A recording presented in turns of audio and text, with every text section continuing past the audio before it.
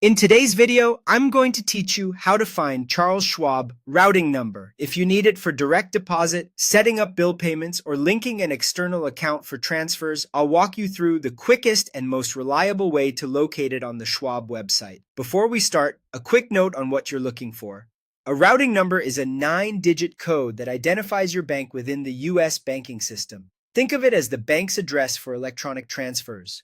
Your account number, on the other hand, is unique to you and identifies your individual account. You'll often need both numbers for ACH transfers or payroll setup, but they serve different purposes. Here's the easiest method on the Schwab website. First, log into your Schwab account using a secure connection. Once you're in, look for the Move Money section. This is the hub for transfers, deposits, and anything related to getting funds in or out of your accounts. It may appear in the main navigation or within your account tools, and it's designed to consolidate all money movement options in one place.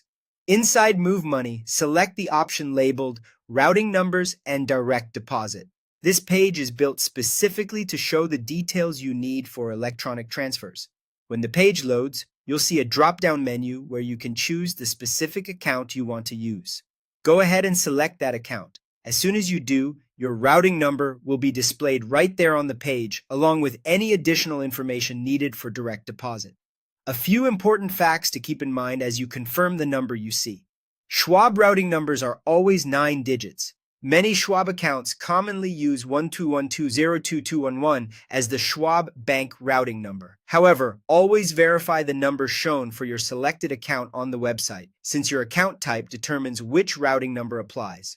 Double check that you're looking at the routing number, not the account number, and make sure you copy it accurately. Remember, routing equals the bank's identifier. Account number equals your personal account. You'll typically provide both when setting up payroll or recurring transfers. Avoid sharing these numbers publicly and store them securely. If you're filling out a direct deposit form, use the exact details displayed in the routing numbers and direct deposit section to prevent delays or rejected transactions. That's it. Log in, go to Move Money, open routing numbers and direct deposit, choose your account, and your routing number appears. Pause the video and follow along if you'd like, and make sure to confirm the 9-digit number before you use it. Thanks for watching, and I hope this helped you find your Schwab routing number quickly and confidently.